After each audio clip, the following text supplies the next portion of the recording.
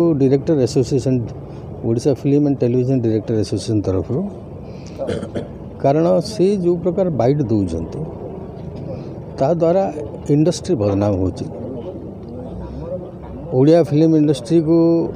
गढ़ापी बहुत लोक सैक्रिफाइस अच्छी बहुत लोग सर्वहारा होती आज ओडिया फिल्म इंडस्ट्री धीरे धीरे ऊपर को उठुची आमर जो कलंक थिला जे रिमेक फिल्म करछु बोले आ वर्तमान रिमेक फिल्म हो नहीं ओडिया भाषा संस्कृति परंपरा को लेकर फिल्म हो फिल्म धीरे धीरे भल चलुची